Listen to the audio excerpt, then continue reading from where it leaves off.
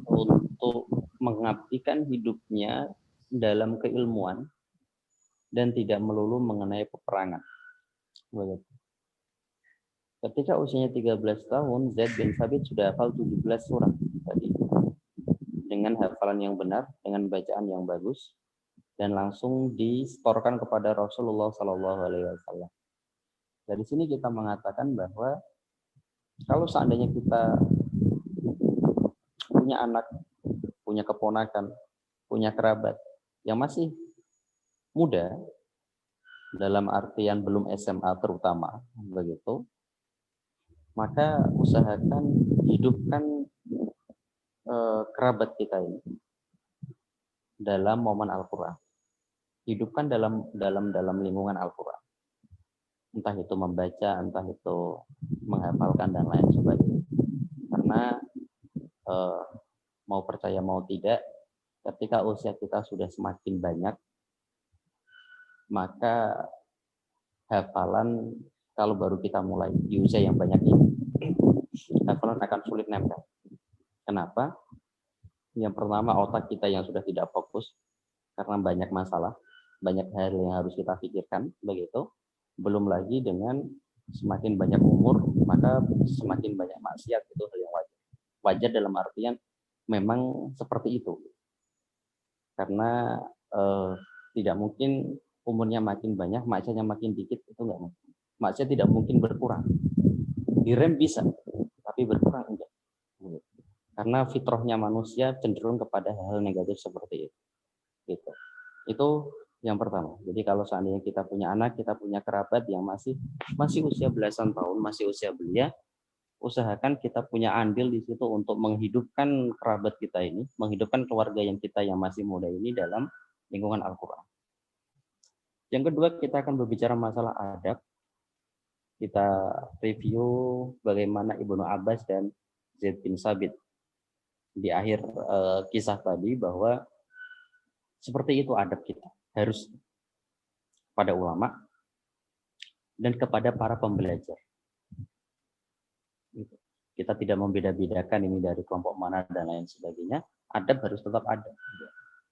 Kayak tadi saya mengatakan, ulama kita sampai saat ini di belahan bumi manapun, insya Allah adabnya masih sama sebagaimana ulama zaman dulu. Tapi kadang ulamanya santai, tapi kita yang di bawah yang nggak bisa santai. Kita yang jahil kadang.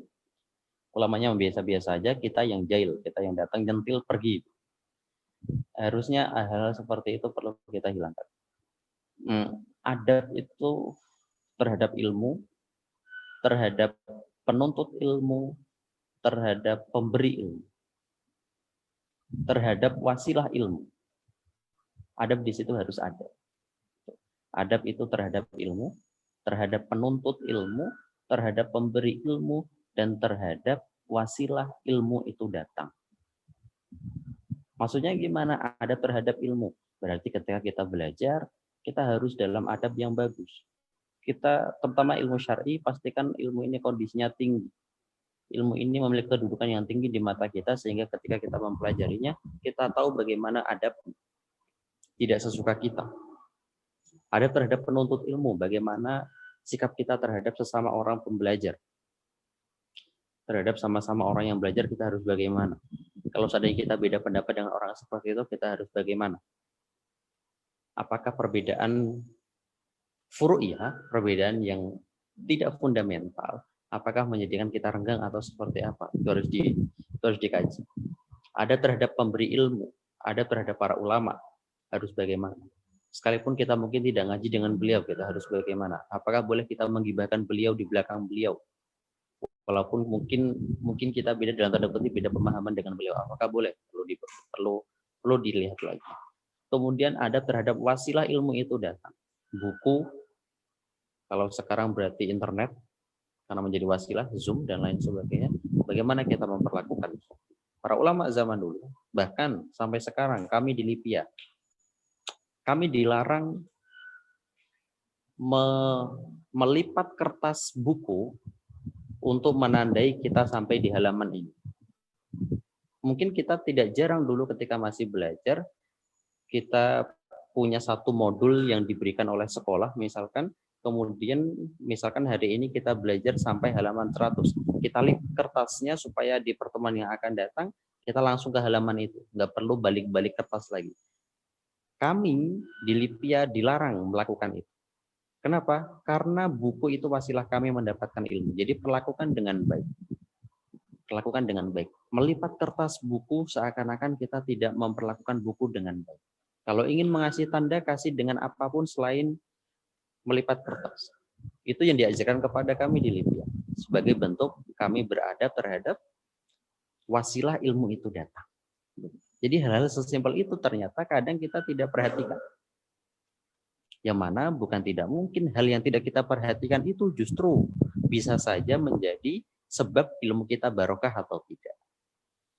Gitu. Karena ilmu yang paling penting adalah ilmu yang barokah. Ilmu yang paling penting adalah ilmu yang barokah. Barokahnya ilmu bisa dilihat dari kita bisa mengamalkan dan kita bisa mendapatkan manfaat dari ilmu itu. Manfaat bukan berarti material, bukan, tapi manfaat lebih akhlak kita berubah. Kemudian orang lain bisa mendapatkan ilmu dari kita dan lain sebagainya. Seperti itu. Wallahu a'lam bishawab.